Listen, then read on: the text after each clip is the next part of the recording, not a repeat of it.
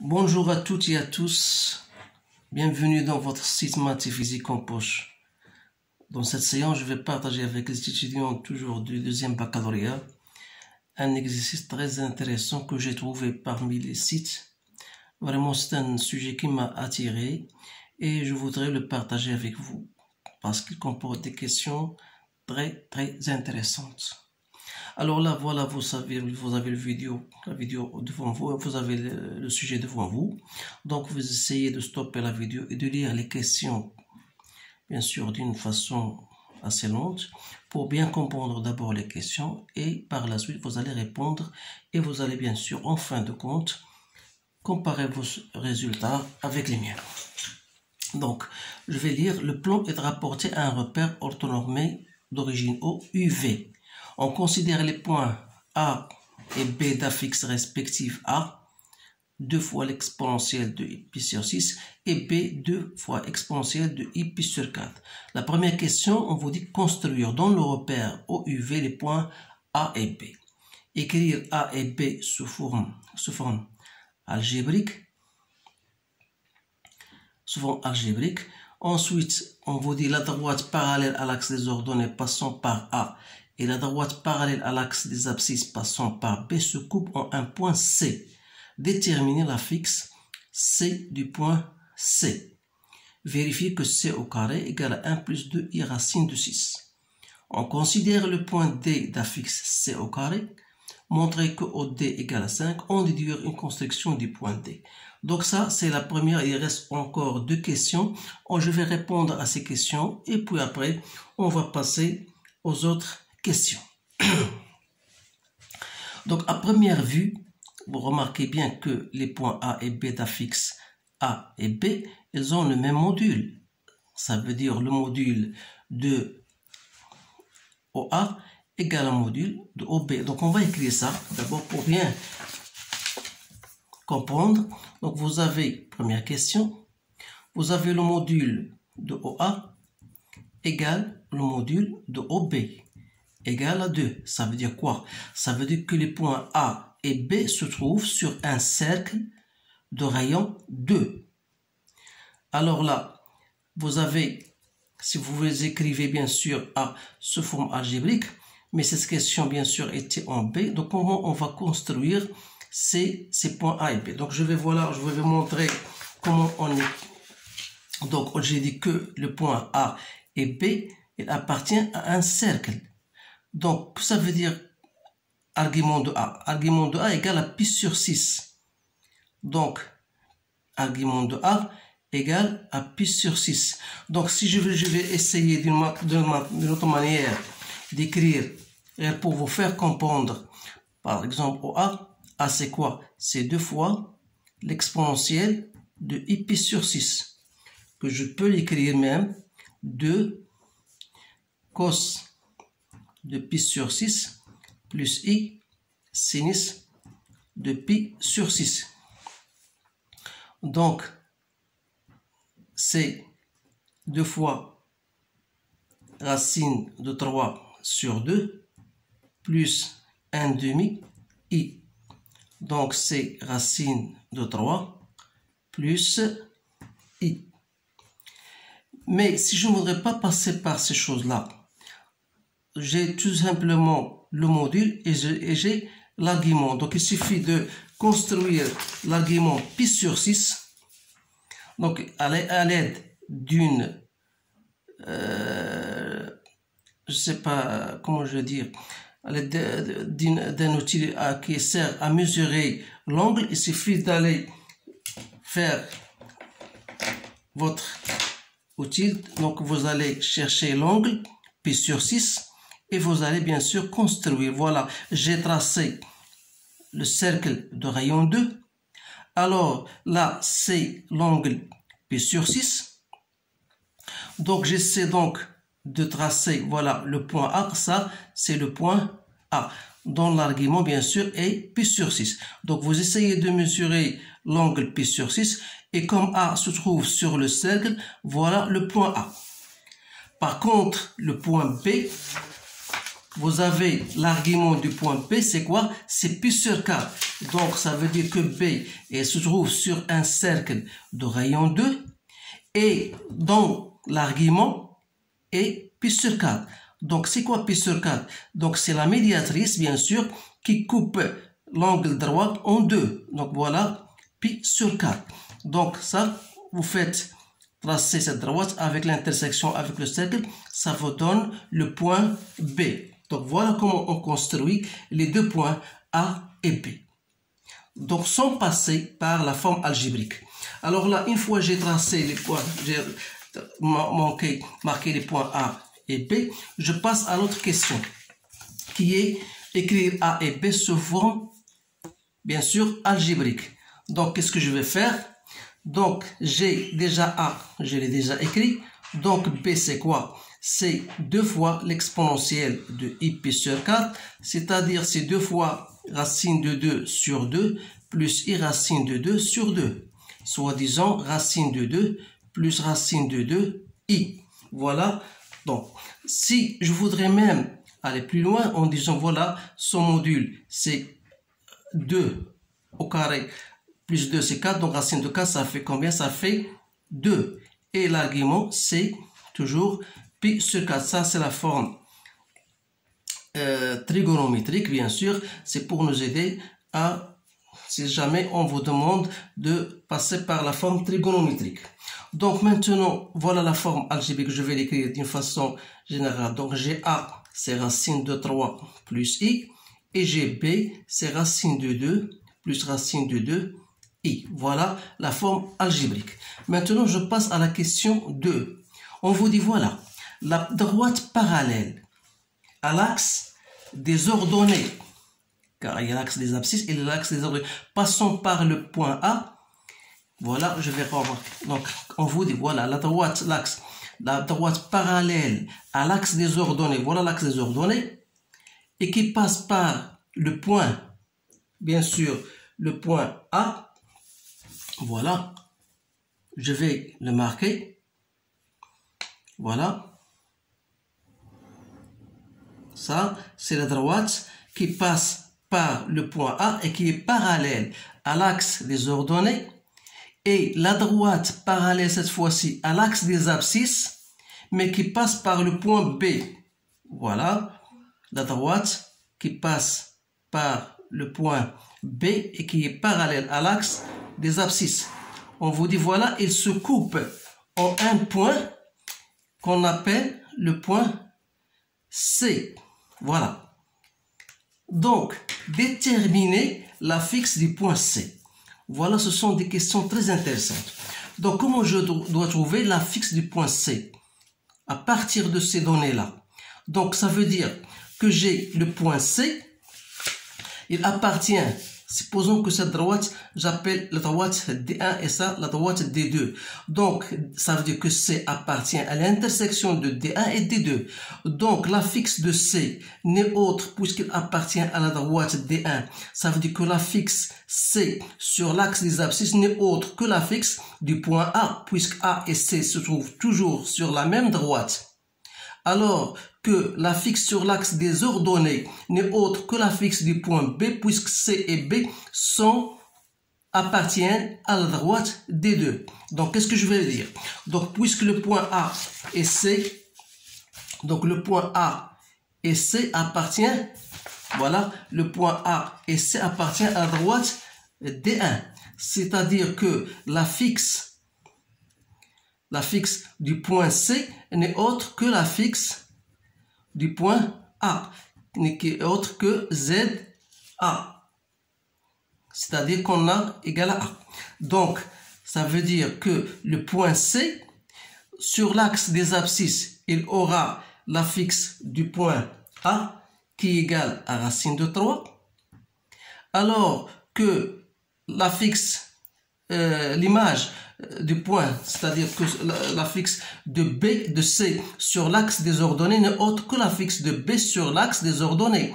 Or, la fixe de B sur les ordonnées était égale à racine de 2. Donc, ça veut dire que C, voilà la fixe de C. Donc, c'est racine 3. Donc, on va écrire, c'est racine de 3 plus I racine de 2. Voilà, c'est une question très intéressante. Il faut bien savoir manipuler ces choses-là. Maintenant, une fois j'ai trouvé la fixe, bien sûr, de C, on vous dit voilà, pour s'assurer, montrer ou bien vérifier que C au carré égale à 1 plus racine 1 plus 2 I racine 3. Donc, pour cette question que j'ai notée B, donc C au carré, c'est quoi C au carré? Donc c'est racine de 3 plus I racine de 2 au carré. Donc c'est 3 plus 2 fois racine de 6I plus I au carré, donc c'est 2, donc c'est moins 2. Donc ça veut donner 1 plus 2 racine de 6 fois I. Et c'est bien le résultat. Troisième question. On considère maintenant le point D d'affixe C au carré. On vous demande montrer que OD, c'est quoi OD? Égal à 5. OD, c'est le module de OD. Donc, le module de OD, c'est le module, puisque D, c'est d'affixe C, donc c'est le module de C au carré. C'est-à-dire, le module de C au carré, c'est-à-dire le module de ça. Donc, c'est quoi? C'est 1 plus 2 fois, donc 4 fois 6, ça fait 24. Donc, c'est racine de 25 n'est autre que 5. Voilà. Donc, OD est bien égal à 5. Ensuite, on déduit une construction de D. Donc, qui dit construction de D, ça veut dire que D appartient à un cercle de centre O et de rayon 5. Donc, voilà, je vais faire, voilà, j'ai tracé déjà le cercle de rayon 5. Voilà, il est de rayon 5. De rayon 5. Donc, qu'est-ce qu'il me reste? Puisque j'ai trouvé la fixe de D. Donc, la fixe de D, c'était quoi? La fixe de D, je vais écrire ici pour voir. Donc, la fixe de D, on a dit que la fixe de D égale à quoi? Égale à C au carré. C'est-à-dire quoi? C'est-à-dire 1 plus 2 racine de 6 fois I. Donc, ça veut dire que la partie réelle de D n'est autre que 1. Ça veut dire quoi? Ça veut dire que D doit appartenir à la droite, passant par le point, bien sûr, 1. Voilà. Donc, voilà la droite. J'ai tracé la droite qui passe par le 1, puisque la partie réelle de D égale à 1. Donc, il me reste tout simplement de voir la construction, puisque D appartient au cercle et appartient à la droite dont la partie réelle est égale à 1. Ça veut dire que D n'est autre que cette rencontre. Donc, voilà, j'ai tracé D. Voilà D. Maintenant, je passe à la deuxième partie. Deuxième partie, voilà l'exercice. On vous dit, voilà, résoudre l'équation de Z au carré moins 2Z moins I racine de 6 égale à 0. Alors là, pour résoudre cette équation, qu'est-ce qu'il suffit? Il suffit d'abord de déterminer le discriminant. C'est-à-dire que delta égale à quoi? Égale à 4 moins 4 2 fois moins I racine de 6. C'est-à-dire c'est 4 plus 8 racine de 6 I. Donc si je mets 4 en facteur, donc 1 plus 2 racine de 6 I. Alors là, il faut faire très attention parce que c'est une astuce. Lorsqu'on vous donne, voilà, on vous donne déjà un C au carré 1 plus 2 I racine de 6. C'est-à-dire ça, c'est quoi? C'est 4 fois C au carré. Donc, c'est ça, c'est pour cette raison-là que j'ai choisi cet exercice. Donc, ça veut dire que Z1, c'est quoi? On vous dit, voilà, la solution Z1 dont la partie réelle et la partie imaginaire sont positives. C'est-à-dire que Z1, c'est quoi? C'est moins B, c'est-à-dire 2, plus racine de delta C de C. C'est-à-dire C2 plus 2, et je remplace C par son expression qui est égale à racine de 3 plus racine de 2 I que j'ai trouvé. Voilà. Donc, il suffit de faire votre calcul. Donc, c'est 2 plus 2 racine de 3 plus 2 fois racine de 2i sur 4. Donc, j'ai oublié ici 2 plus sur 2a, pardon, sur 2a, ça veut dire sur 4, pardon. Donc, ici, ça va vous donner 1 plus racine de 3 sur 2, plus racine de 2 sur 2, i. Alors que Z2 n'est autre que 1 moins racine de 3 sur 2, moins i racine de 2 sur 2. Voilà l'expression de Z1 et Z2. Question 5. On vous demande que I, les points I d'affixe 1, vous avez M1 d'affixe Z1 et vous avez le point M2 d'affixe Z2. On vous dit justifier que le point M1 est le milieu de segment IC. Donc dire que M1 est le milieu de segment IC, ça veut dire il suffit de montrer que ZM1 égale à ZI plus ZC sur 2. Comme ZM1, c'est-à-dire l'affixe de M1, c'est-à-dire étant égal à Z1. Donc, on va partir de ZI plus ZC sur 2. ZI, c'est quoi? C'est 1.